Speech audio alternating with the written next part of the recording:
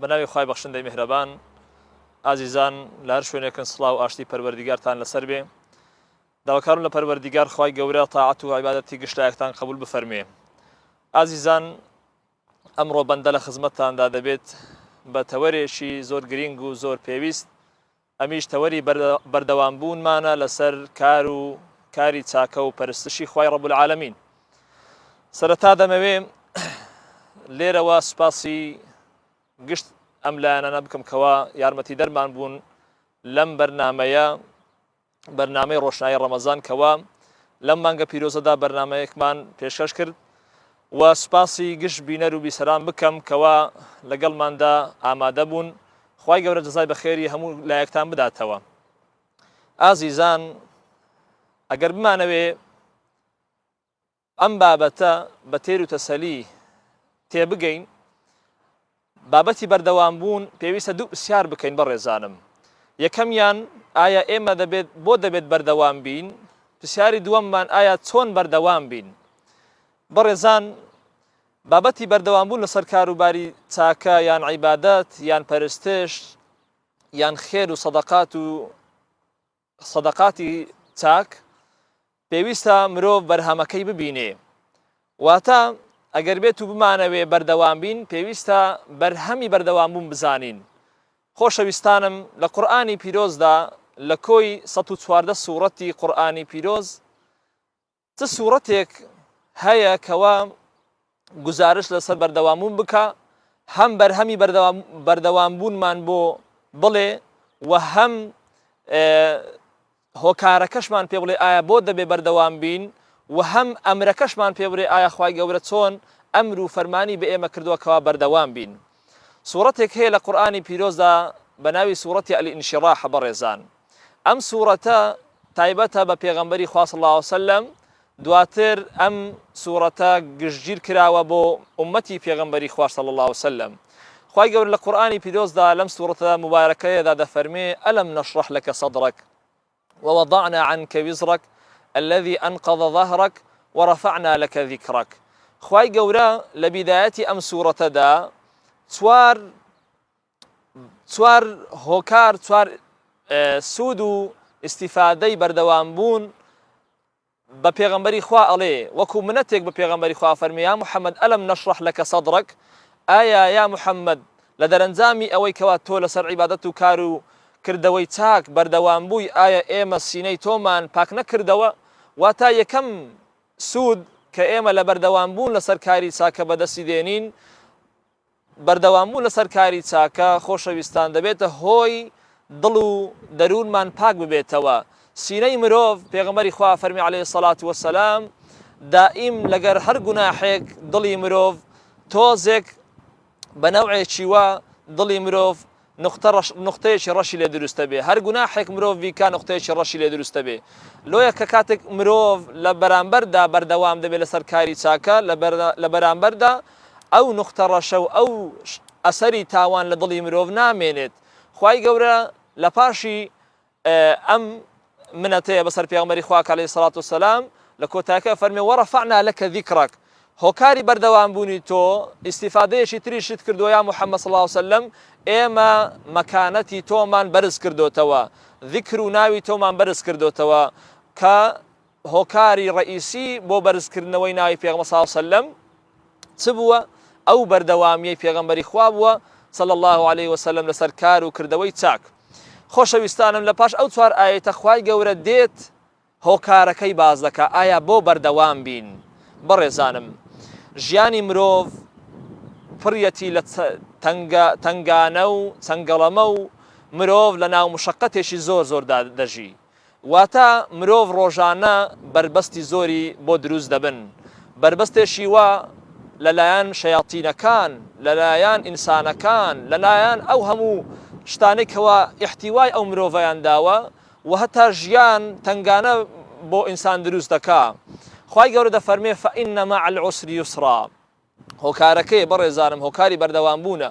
خوای گەورە دەفەرمێ ژیان وایە عوسری هەیە، بەڵام لەگەر هەر ناخۆشی و تەنگانەیەک یوسر و خۆشی و خۆشبەختیەکیشی لە دوودایە. خوای گەورە دووبارە ئەفەرمێ ئینە مع العسر یسرا، بێگومان لە پاش هەر ناخۆشیەک خۆشیەک هەیە.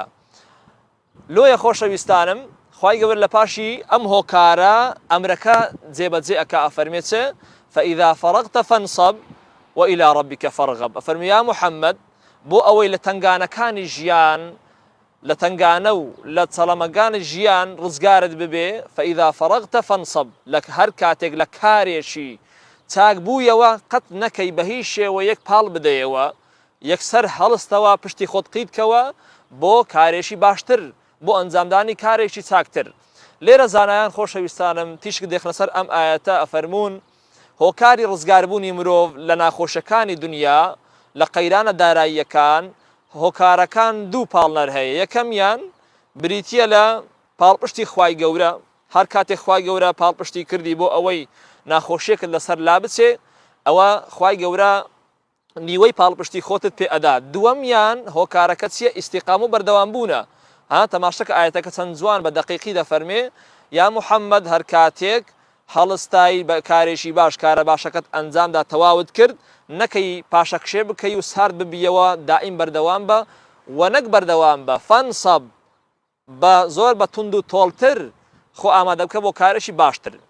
لێرە خۆشەویستانم دەمەوێ تیشک بخینە سەر ژیانی کەسایەتیەکی ئیسلامی کە ئیبن الحەجەری عەسقەلانیە کە بەڕاستی بەسەرهاتی ئەم پیاوە کاریگەریەکی زۆر زۆری لەسەر کۆمەڵگای مسلمانان دروست کردووە. یەکێک لە زاناکانی ئەهلی ئیسلام بە ناوی ئیبن الحەجەر عەسقەلانی، ئەو پیاوە نازناوی کوڕی بەردی لێندراوە. لە بەسەراتەکانی ئەو پیاوە یەک لە بەسەراتەکانی کە دەجێڕیتەوە دەڵێ هۆکاری ناونانم بە ئیبن الحەجەر ئەمە بوو، دەڵێ باوکم بەمنی گوتگوتی پێویستە کوڕەکەم بچێ فڵان شارە بۆ ئەوەی لەکن ئەم زانە بلیمەتە بخوێنی. دەڵێ منیش بەڕاستی مێشکێکی زۆر خراپم هەبوو، هەستم دەکرد هیچ وەرناگرم، بەڵام لەبەر قسەی باوکم نەشکان چوومە لای ئەم زانایە، دەستم کرد بە دەرس خوێندن و دەستم کرد بە خوێندنی علومی شەرعی. دەڵێت کە کاتێک چوومە لای مامۆستاکە مانگێک تێپەڕی هیچم وەرنەدەگرت، 2 مانگ تێپەڕی هیچم وەرنەدەگرت، 3 مانگ تێپەڕی هیچم وەرنەدەگرت. ئەو زار لە ڕۆژێکیان لەگەڵە خۆم دانیشتم گوتم بەڕاستی پێویست ناکە من ئەمەندە مامۆستا عەزیەت دەم و خۆشم عەزیەت دەم و باوکو دایکیشم ئێستا بێکەسن، پێویستە واز لە خوێندنەکەم بێنم بڕۆم و بگەڕێمەوە. دەڵێ لەم ڕۆژە بڕیارمدا یەکسەر بارگەکەی خۆم تێک نایەوە، مامۆستام بەجێ هێشت.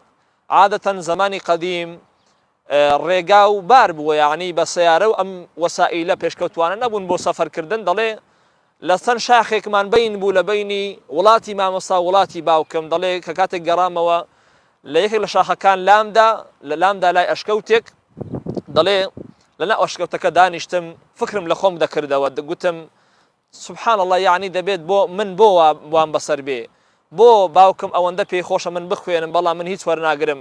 دەڵێ فکرم کردەوە گوتم خوایە ژیان دەبێ من ئەوەندە خراپ بم کەوا تۆ بەو شێوەیە من عقوبە دەدەی.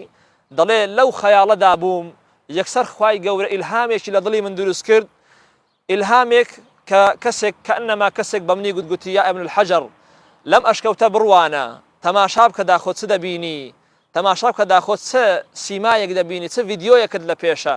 دەڵێ سبحان الله تەماشام کرد، دیتم لەو سەری ئەشکەوتەوە دڵۆپە ئاوێک دێتە خوار، ئەم دڵۆپە ئاوە بەسەر بەردێک دەکەوێ، بەردەکەی بەردەیەشی زۆر گەورەی کون کردووە.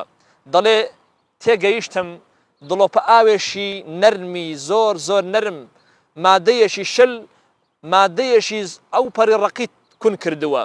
دەڵێ ئەو جارە تێگەیشتم بە بەردەوام بوون لەسەر کارێکی چاک مرۆڤ ئامانجەکانی خۆی دەپێچێ.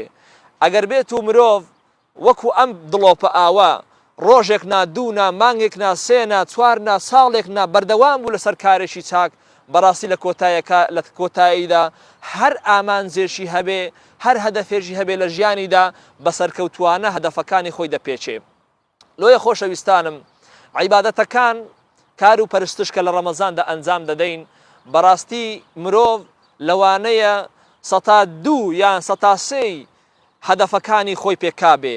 پێویستە زیاتر بەردەوام بوو بین، چونکی هەروەکو زاناکان دەفەرمون ڕەمەزان مانگێک نییە خاز بێ بە پەرستن نەخێر دەورەیە کە مرۆڤ ڕادێنێ بەوەی کەوە ئەم مرۆڤە پێویستە لە پاشی ڕەمەزاندا بەردەوامبوونێکی باشی هەبێ. خاڵی دووەم کە زۆر گرینگە بەڕێزان ئایا ئێمە چۆن بەردەوام بین. یەک خاڵی زۆر گرنگ هەیە ئەگەر بێت و مرۆڤ بیەوێ لەسەر شتێکی زۆر بەرنامەیەشی جوان و پرۆژەیەشی گەورە بیەوێ ئەم پرۆژەیە ئەم بەرنامەیە بڕێ بکەوێ ینی بەردەوام بێ پێویستە بزانێ وەزیفەی ئەو مرۆڤە چییە. زۆر گرینگە خۆشەویستانم ئێمە بزانین وەزیفەی ئێمەی مرۆڤ لەسەر ئەم زەمینە چییە. ئەوەل وەزیفەی ئێمەی مرۆڤ لەسەر ئەم زەویە لەم ئاەتە کۆ دەکەینەوە. خوای گەورە فەرمێ هو الذي أنشأكم من الأرض واستعمركم فيها. ئەفەرمێ ئێمەی خوای گەورە دەفەرمێ ئێوەی مرۆڤمان لەسەر ئەم زەویە داناوە هۆکاری یەکەمتان واستعمركم فيها. ئێوە وەزیفەی یەکەمتان بەڕێزانم دەفەرمێ خوای گەورە دەفەرمێ وەزیفەتان ئاوەدانکردنەوەی ئەم زەویەیە. یعنی ئەم وەزیفەیە کەنجێ دەست پێ دەکا بەڕێزانم لەو وەختەی کە تۆ دێ سەر زەوی هەتا لەسەر ئەم زەویەدای هەتا لە ژیاندای تۆ لەم وەزیفەیەدای. ئەوە نی ئەم وەزیفەیە تەنها لە مانجی پیرۆزی ڕەمەزاندا بوونی هەبێ.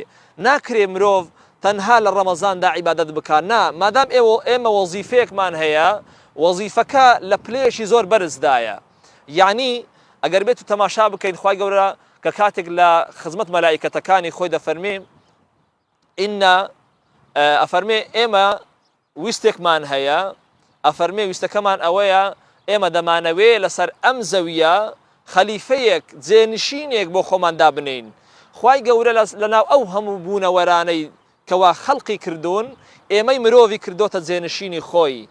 یعنی جێنشینەتی خوای ڕەب العالەمین بەوە دەکرێ خۆشەویستانم ئێمە لە کاری باش قەت ساردبوونەوەمان بەسەردانەیەت هەتا تەماشا بکەن خۆشەویستانم. یەک لەو مەشهەدانەی کە پێغەمبەر صلی الله علیه و سلم بەخۆی توش دەبێ و خوای گەورە مباشرەتەن ئینزاری دەکا کە کاتێک وحی دادەبەزێ پێغەمبەر صلی الله علیه و سلم وحی بۆ دێت لە غاری حیرا.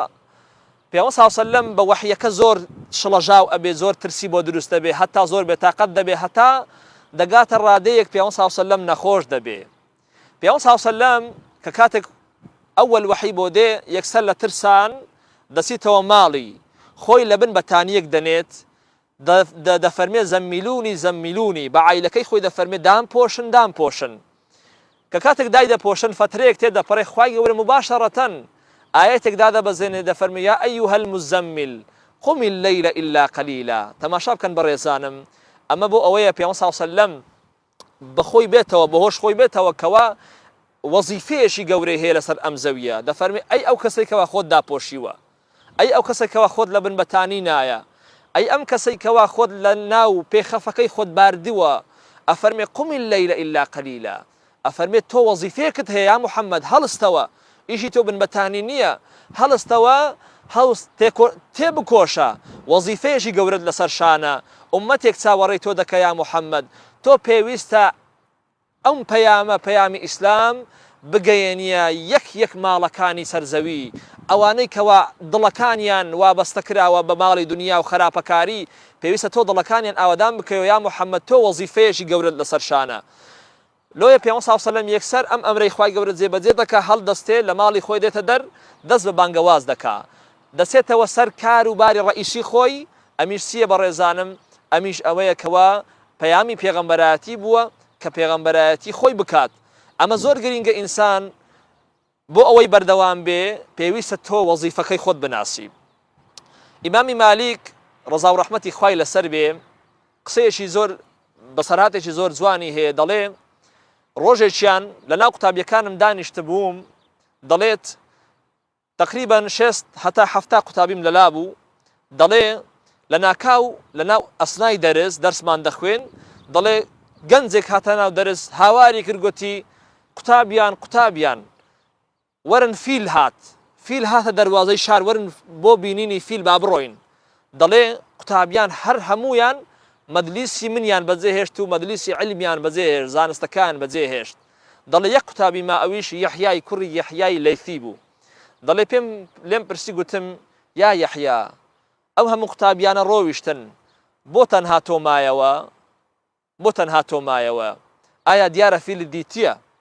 دەڵێ یەحیا قسەیکی زۆر جوانی کرد و وەڵامێکی زۆر جوانی دامەوە گوتی یا مالیک من بۆ ئەوە نەهاتوم کەوا فیل ببینم من هاتوومە کەوا ئیمامی مالیک ببینم دەفەرمێ لێرە تێگەیشتم مرۆڤە عاقڵەکان مرۆڤە سەرکەوتۆکان ئەم کەسانن کەوا لە هەر شوێنێک بن وەزیفەکەی خۆیان لەبیر ناکەن ها لەیث ئیمامی یەحیای کوڕی یەحیای لەیث بوو بە یەکێک لە گەورەترین زانەکانی سەردەمی خۆی لەبەر چ بەڕێزان لەبەر ئەوەی پیشەکەی خۆی وەزیفەکەی خۆی لەو شوێنە لەبیر نەکردووە مادام بۆ عیلم هاتووە خەریشی شتی ئەملا و ئەملا نابێ ئێمەی مرۆڤ بەڕێزانم لەسەر ئەم زەویە گوتمان هەدەف و ئامانجی ئێمە ئامادەکردنەوەی ئەم زەویەیە بۆیە کە کاتێک ئێمە باسی عیبادەت دەکەین خۆشەویستانم عیبادەت لە قالبێشی تەسک کۆ ناکرێتەوە وڵا عیبادەت بریتە لە نوێژ بریتە لە ڕۆژ و گرتن بریتە لە ڕەمەزان نەخێر بەڕێزانم